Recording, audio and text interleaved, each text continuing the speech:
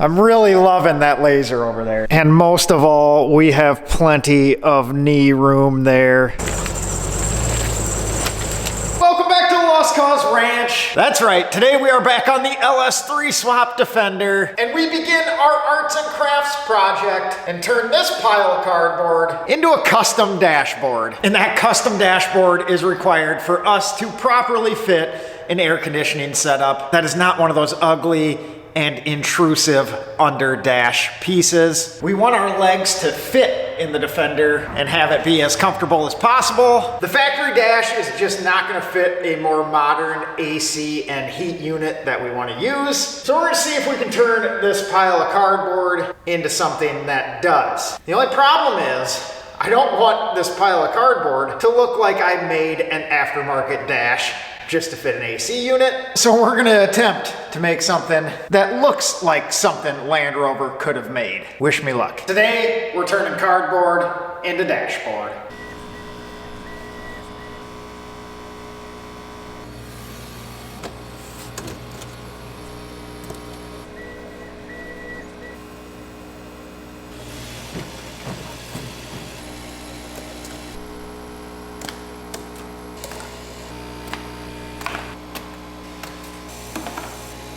So we got all our bits cut out for the first step in the dash. That might give you a little bit of clue what we're doing here. So we have two different boxes we're gonna make up. One is an old air Hurricane and one is a vintage air unit. These two will represent potential HVAC units that we could use for the Defender. Both these are complete heat, cool, and defrost units with a heater core and evaporator inside along with all the valves. So went ahead and drew up the dimensions into a box, cut them out on the laser, so we can kind of play around and see if either of these might potentially work.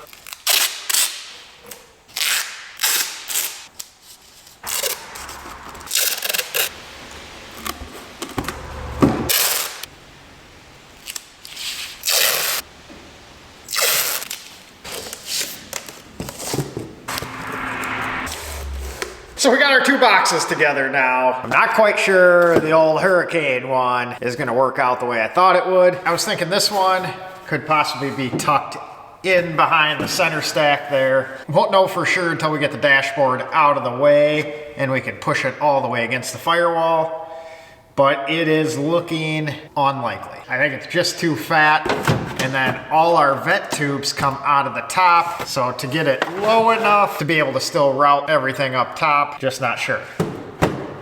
The other one that is in the running is a Vintage Air G2 Mini. This is also an all-in-one blower, heater core, evaporator, and all the valves to direct everything to where it needs to go. So this box is the maximum outer dimensions. As you can see by this picture here, it is not exactly a rectangle, but this is worst case scenario when we're fitting something up. The actual unit would be smaller in areas. And what I'm doing here is narrowing it down to which one I think will work best, because both these companies offer an empty mock-up box for $50 to $75 that we can order up and build the dash off of to make sure it all works before we invest thousands of dollars. My thoughts on this guy was somewhere in this vicinity.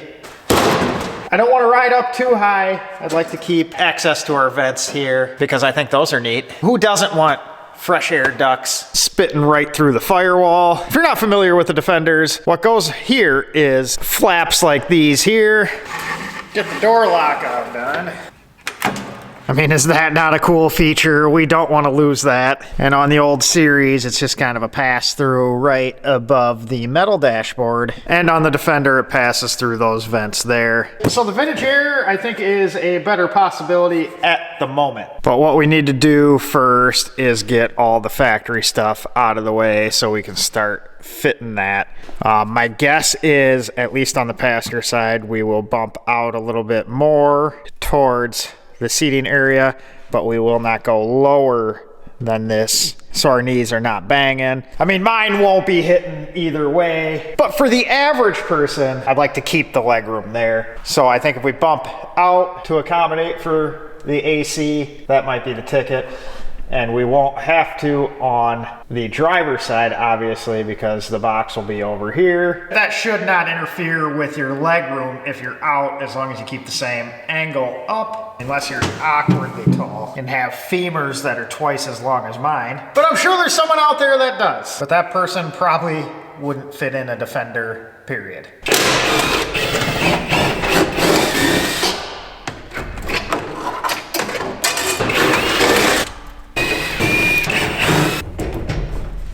We're gonna have to bring our passenger seat over and see what this looks like, but it might... I'm not in love with it right now, I'll be honest. If we did the center, we would reroute our wiring, which isn't the biggest deal in the world. But that comes out quite a bit. The one benefit we have with the Vintage Air setup is it's not exactly a rectangle like this, and I believe it does dive away here. It's gonna be tight though. But either way, it's not looking too great to get either of those tucked into the dash in a clean manner. Well, let me see.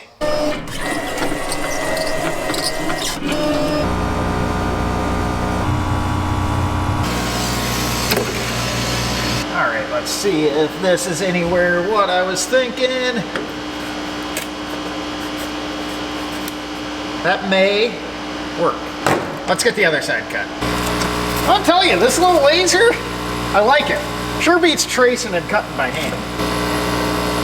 Sure do wish it was still late July. Weather sure is changing. It is 46 degrees out now, and that is of the Fahrenheit variety. Feels like winter's coming. And guess who, once again, is not prepared for that? This guy. I mean, it is pretty amazing that every year I'm not prepared for winter, even though every year winter comes. I think the real solution for my procrastination is just to move south, so we don't have to deal with it at all.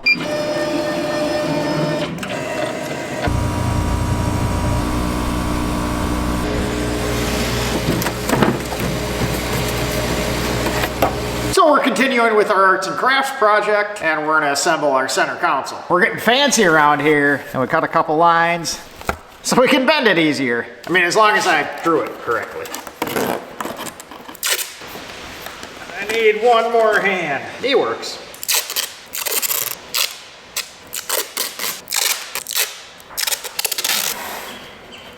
We're getting somewhere. Now this is obviously more blocky and on finish than the final product will be. We're just whipping out some test fit ideas right now. It's gonna look much more finished, I promise you. But we gotta have some spatial awareness inside the cab so we know which direction to go.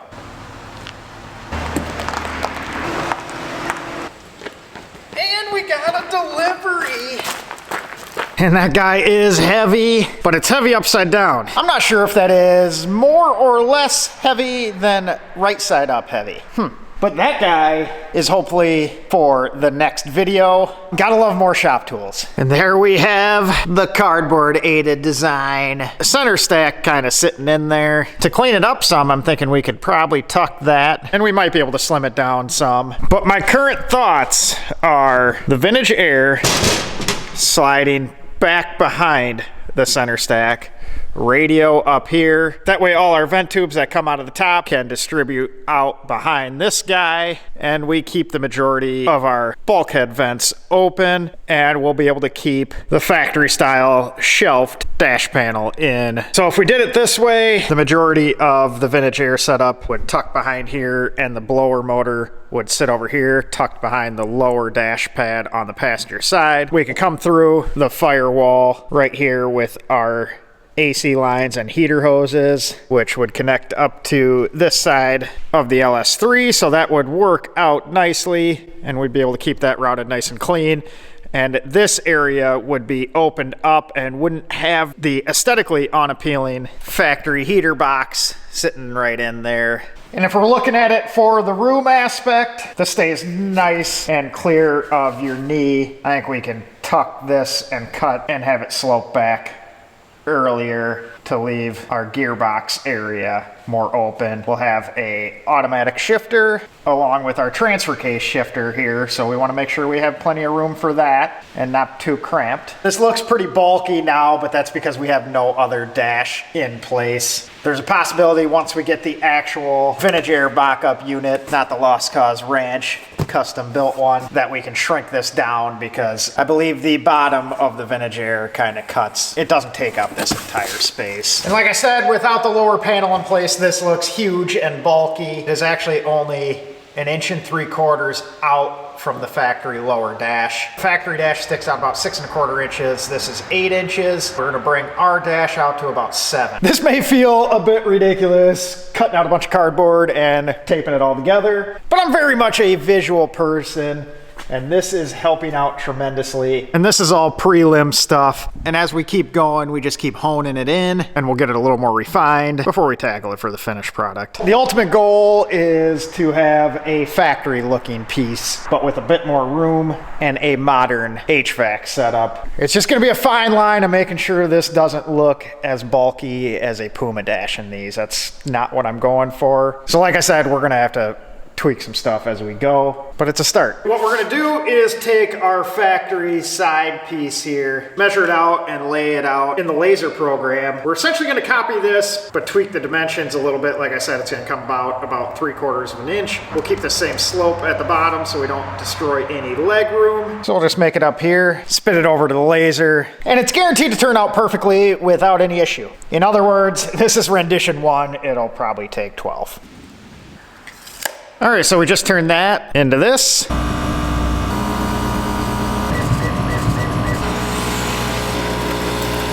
Well, there we have our two side pieces lasered out. You can see we even added our Land Rover logo that matches the Land Rover logoed cap. That goes right here. This one here, look at that.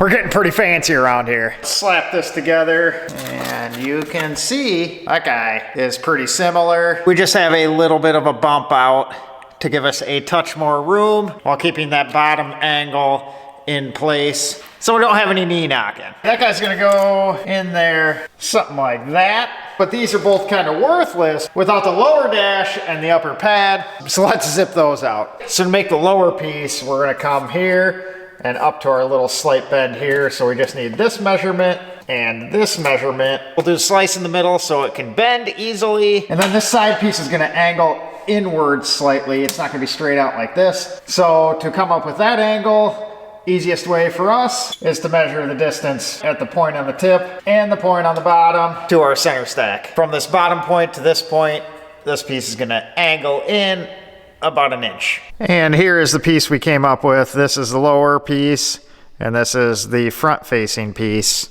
Lower piece, front facing piece. That point there is gonna be bent on those two cut lines. And you can see for the lower piece there, we have a little bit of a flare out. It is 1 inch wider there versus there. So we did those two slices once again.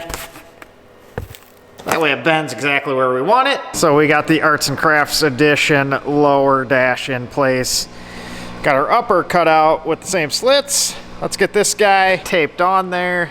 So here we have our semi-complete Arts and Crafts Edition custom Defender dashboard. I'm hoping we designed this guy correctly to fit our vintage air setup somewhere behind there. I'm thinking it may, but you guys are gonna have to let me know what you think of this design. Like I said earlier, it will be more polished and finished when it is out of aluminum. This just gives us the spatial aspect that we were looking to find out. May have a couple tweaks. Ultimately, I'd like to shrink down our center stack if possible, but with the radio and some vents and switches in place, it will look much less bulky in there. It actually doesn't even look that bad right now.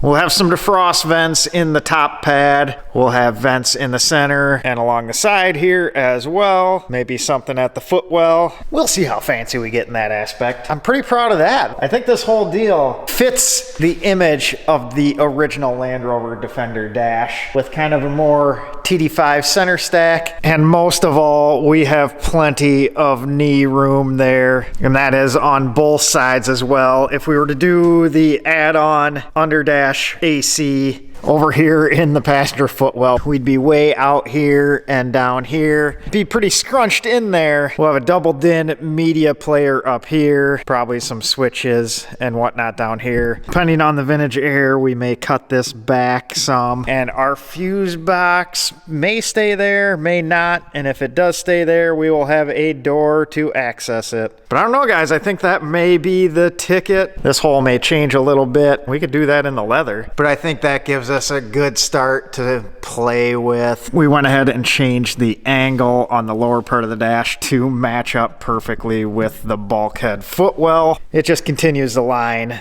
a lot cleaner. We'll obviously fill this out. We'll have some stuff to hide in there, but we should have a nice little parcel shelf still available. I just like that open look that they have, so I wanted to keep that intact. Let me know what you guys think of the Arts and Crafts dash. If this is what we end up with, it will be tweaked, cleaned up, and a much more finished product out of aluminum with some leather wrap pieces on there. I'm thinking this guy looks the part. But is there anything you would change? I'm really loving that laser over there. It's making this stuff much easier to visualize. But with that being said, appreciate you guys watching. Appreciate you subscribing. And we will catch you on the next one. I'm gonna order a mock-up unit. And in some other Land Rover news, for the Eco, we got our new stainless braided power steering line. We might be able to get that guy out of the ravine. Well, hopefully this gets us somewhere better than here.